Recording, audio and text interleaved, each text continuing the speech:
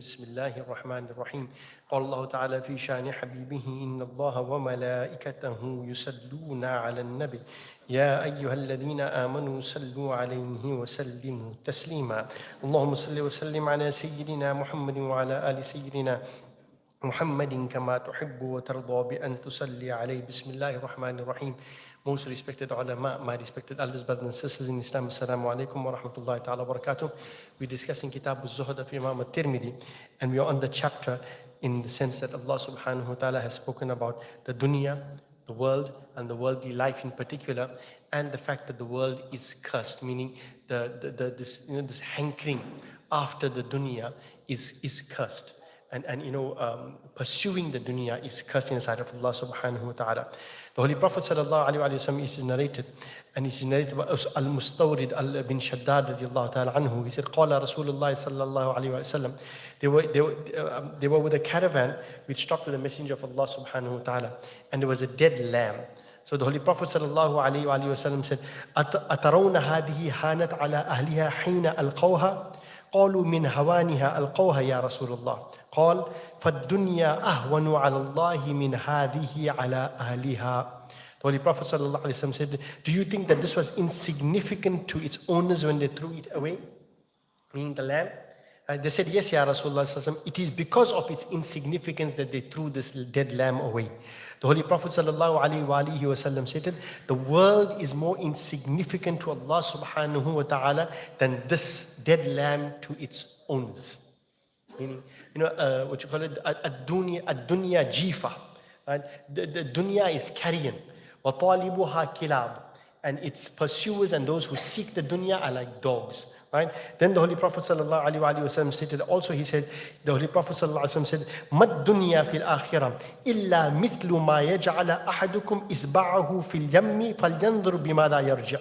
The Holy Prophet ﷺ, again Mustawrid, who was a member of the Banu Fihr tribe, he said, the Messenger of Allah ﷺ said, the world compared to the hereafter, this worldly life compared to the afterlife is but like what one of you gets when placing his finger into the sea.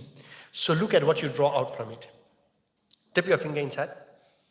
That's the value of dunya in comparison to akhirah. Now the Holy Quran has expounded on this very beautifully, and Allah subhanahu wa ta'ala creates a comparison for you. Allah subhanahu wa ta'ala says, وَمَا الْحَيَاةُ الدُّنْيَا فِي الْآخِرَةِ إِلَّا مَتَاعٌ. What is the world in comparison to the akhirah and to the hereafter except illa mata'? Now, the word mata' is very interesting. Sayyid Mahmud Alusi al-Baghdadi in his Tafseer Ruh al-Ma'ani has stated that the word mata', remember the word dunya means dunu, which is near, which is close, and which is lowly. As Hazrat Ali radiallahu ta'ala anhu said. So he said, وَمَا الْحَيَاةُ الدُّنْيَا فِي الْآخِرَةِ إِلَّا مَتَاعٌ. What is the life of this dunya in comparison to the hereafter except إِلَّا مَتَاعٌ? What is mata'? Sayyid Mahmud Alusi al-Baghdadi says in his tafsir, he says mata' is that piece of cloth, kitchen cloth, that women use to wipe off and clean the kitchen out. So if you want to compare dunya, the Quran used the word mata', and mata' is literally the cleaning cloth that you have to clean up the dirt and the muck in your kitchen. When the women finish up cleaning up, now we have those wipes and whatever it's called. That's what the dunya is. So Allah subhanahu wa ta'ala is telling very clearly over here that if you are preparing for the afterlife in this dunya, in this earthly life, then you are successful undoubtedly. If, however, if you are living in this worldly life for the sake of this worldly life and you're preparing purely in this dunya for this worldly life only, then the value of this worldly life is like what we call a dishcloth or a kitchen cloth. That's how much of value it has in the sight of Allah subhanahu wa ta'ala. And then the Holy Prophet sallallahu alaihi wasallam gave a clear comparison for the believer as to how he looks at this life and how he deals with this life and what is his opinion about this life. The Holy Prophet ﷺ said, Ad-dunya sijnul mu'min wa jannatul kafir. He said the world is a prison for the mu'min wa jannatul kafir, and it is a paradise for the disbeliever. Now, those of you who understand this metaphor that the Holy Prophet ﷺ presented to you, right? Nobody in prison is happy. Nobody feels free in a prison.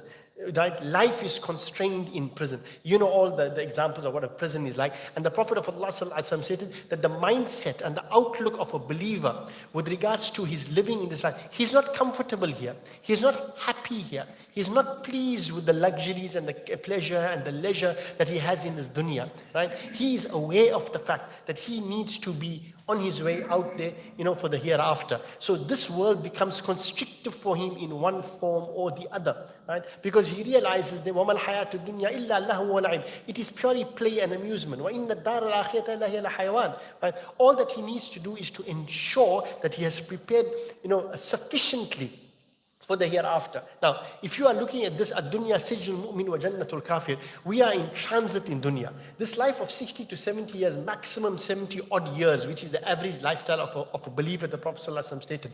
If we look at this dunya, and if you look at the way you prepare for it, right? Many of us go on overseas trips. Generally nowadays, the port of call is either, well, it used to be Dubai before COVID, but after COVID now I think it's more Qatar and, what's the place? Istanbul. Okay. Everybody remember Istanbul, right? How long is your transit? On average, 4.5, 5, 6 hours, right? Worst case scenario, generally in Istanbul, you get thrown in there, they'll give you 1 day free. That's about it. Now imagine if you packed a bag worth 23 kilos for your transit. Literally. What are you doing? Are you crazy? You're just here in transit, you're on your way to your final destination. And here we are. Imagine yourself there, you came inside there, you're in transit in this dunya. What do? Okay, I need a bed. Next to the bed, I need a lampshade. Next to the lampshade, I need a carpet. And you carry on amassing and amassing and amassing.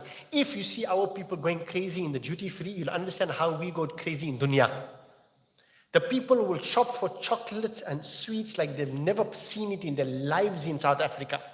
Right? But we'll pack the stuff. Chalo, let's go. Take it. Baba, you only got 2-3 hours. No, I'll make it to the gate. I've seen it. I said, Ya Allah. Now imagine for the believer who sees his fellow Muslim behaving in the same manner, telling him, "By what are you up to? What are you up to? How much are you going to buy? Do you not realize that you are going to pay customs and duty and you are duty bound here?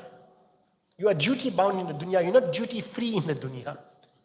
So that you are duty bound in the dunya, you're not duty free in the dunya. But the way we amass it is as if we are never going to die.